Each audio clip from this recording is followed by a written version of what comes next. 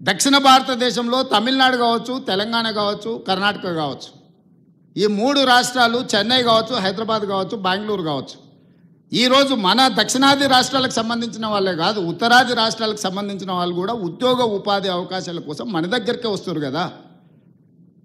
ఛత్తీస్గఢ్, జార్ఖండ్ నుంచి, ఒడిశా నుంచి ఇవాళ లేబర్ కూడా మన దగ్గరకు వస్తుండ్రు కదా. అభివృద్ధి మేము సాధించినట్ట, అభివృద్ధి మీరు చేసినట్ట అని నేను అడగదలుచుకున్న వారిని. అభివృద్ధికి చిరునామా మన ప్రాంతాలు, కష్టానికి మారు పేరు మనం. మార్కెటింగ్ రకరకాల వాళ్ళు చేసుకుంటారు, వాళ్ళకి మార్కెటింగ్ చేసుకునే తెలివితేటలని చేసుకుంటారు. కష్టం చేసేదే మనకు తెలుసు. చాలామంది నన్ను అంటుంటారు, నీ మీద వ్యతిరేకత ఉంది, నీ మీద కోపంగా ఉన్నారని. నేను అడగదలుచుకున్న మీ ద్వారా, రైతులు ఎందుకు కోపం ఉంటారు? 25,35,000 మంది రైతులకు 20,617 కోట్ల రూపాయల రుణమాఫీ 10 నెలల్లో చేసినందుకు నా మీద రైతులు కోపంగా ఉంటారా?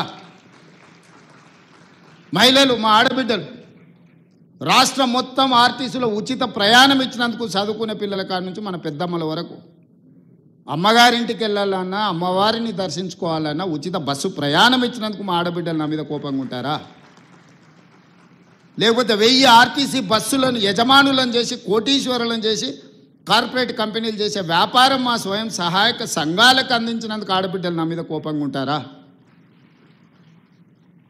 లేకపోతే 1000 మెగావాట్ల సోలార్ విద్యుత్ ఉత్పత్తి సామర్థ్యం, సోలార్ పవర్ ప్రాజెక్ట్స్ అంటే అదాని, అంబానీలు, టాటాలు, బిర్లాలని ఒకప్పుడు అనుకునేది.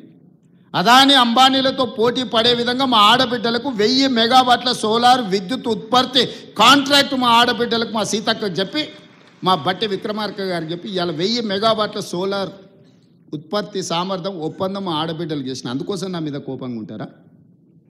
50 లక్షల కుటుంబాలకి ఈరోజు 200 యూనిట్లు ఉచిత కరెంట్ ఇస్తున్న, పేదవాడి ఇంట్లో వెలుగులు ఈరోజు ఈ ప్రభుత్వం ఇస్తుంది. అందుకోసం ఈ 50 లక్షల కుటుంబాలు నా మీద కోపంగా ఉంటారా?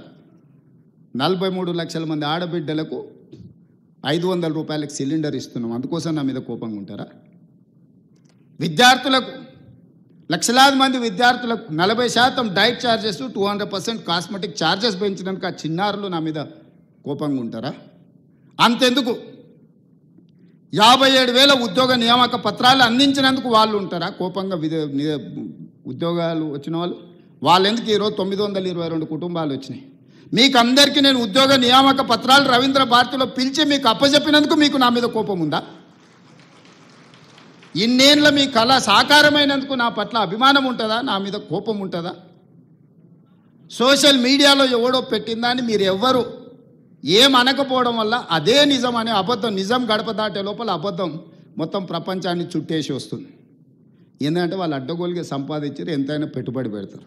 సోషల్ మీడియా అంటేనే, వాట్సాప్ యూనివర్సిటీ అంటేనే పెట్టుబడులతో జరిగే నల్లధనాన్ని అందులో పెట్టుబడిగా పెట్టి ఇంధనంగా మార్చి ఈ ప్రభుత్వం మీద బురద జల్లాలనే ప్రయత్నం చేస్తుండ్రు.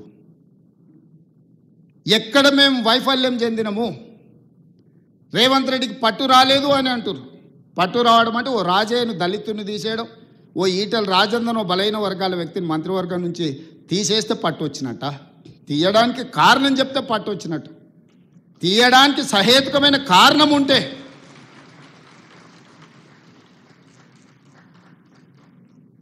నీ సొంత మోడైనా తప్పు చేస్తే లోపల పెడితే నీకు పట్టు వచ్చినట్టు, కానీ పంచక తింటే పట్టు వచ్చినట్ట?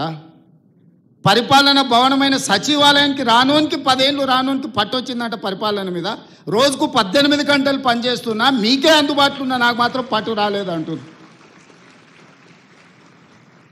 ఎట్లా దీన్ని జస్టిఫై చేయాలో మీరు చెప్పండి అని అడుగుతున్నాను నేను.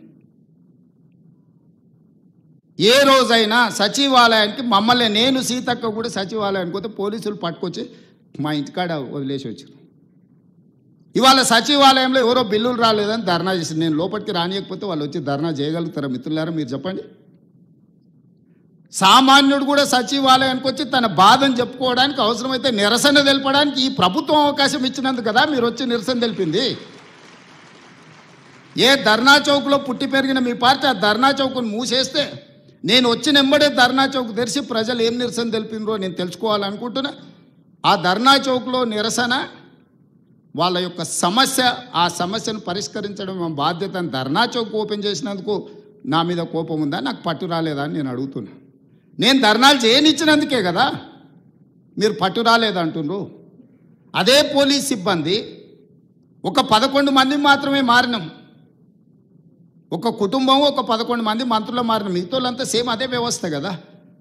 కేసీఆర్, కేటీఆర్, హరీష్ రావు, దయాకర్ రావు ఇట్లాంటి మంత్రులు మారినరు. రేవంత్ రెడ్డి, సీతక్క, లేకపోతే బట్టి విక్రమార్క గారు, శ్రీధర్ బాబు గారు, మా 11 మందిమే కదా మారింది తెలంగాణ రాష్ట్రంలో.